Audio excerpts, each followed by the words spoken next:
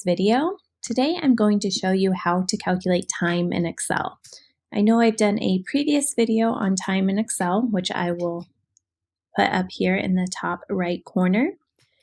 But today's video is specifically looking at time greater than 24 hours. So on the screen here, I have some info I just downloaded from the internet. And I have some cases where the patient arrived many days later than their last known well. So their last known well on the 22nd of December, and they did not come to the hospital until the 5th of January. So I want to know how many hours from their last known well to their hospital arrival.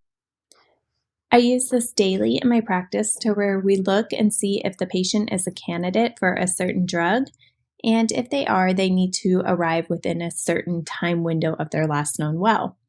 So looking at this data here, I have the hospital arrival time here and their last known well here.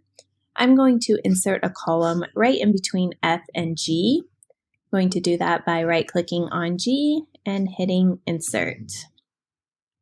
I will name this column Last Known Well to Arrival. And this is going to be a time calculation, so I want to format my column prior to adding my formula. It will just make my life so much easier. So I'm going to highlight G, go up to this formatting, hit the down arrow, go to More Number Formats.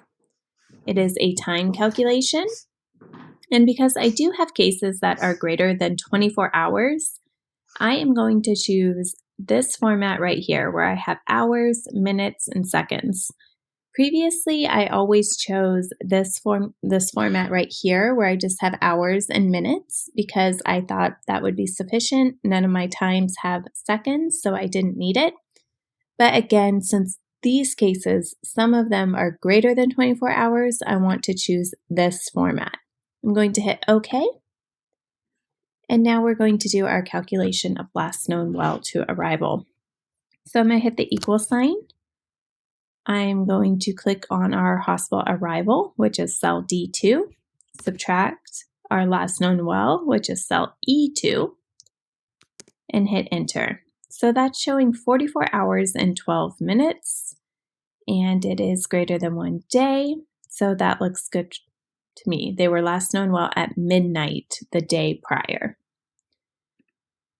So now that I approve of my formula, I'm going to click on cell G2 where my formula is located, hover over the bottom right corner to get the fill feature, and double click. So now it has filled in the formula for my entire spreadsheet. These cases here where I get this error signal, it's a unique situation where their last known well is actually after their hospital arrival time. So that means that the event occurred while they were already at the hospital. So that's not an error. Those are fine. So my data looks good. As I mentioned earlier in the video, I am looking for a certain time frame. So what I'm going to do is I'm going to highlight my top row. I'm going to add some filters by clicking Data, Filter. So in column G, I want to filter my data. I want to look at cases that arrived in a certain window. And so I'm going to do a between filter. So under filter here, I am going to hit the drop down and choose between. And so it's asking greater than or equal to. And I could scroll to find my 4 hours and 30 minutes right here. And less than or equal to, and I want to see cases who arrived within, oh, wrong one, sorry, 24 hours. I just scrolled a bit too far. And that's perfect. So now I can see all cases that arrived within that time frame. And if I wanted to know more, I could also go to other columns. Maybe I want to know if they got the drug. I can uncheck my filters and just say yes. And now I can see the cases that arrived within the time frame I was asking and received the drug.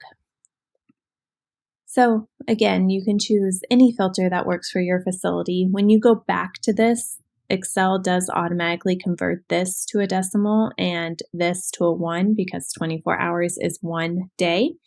But you can always reset and start over if you want to clear your filter and look at something else. If you have any questions, please ask in the comments below and I would be happy to answer. Thanks for tuning in.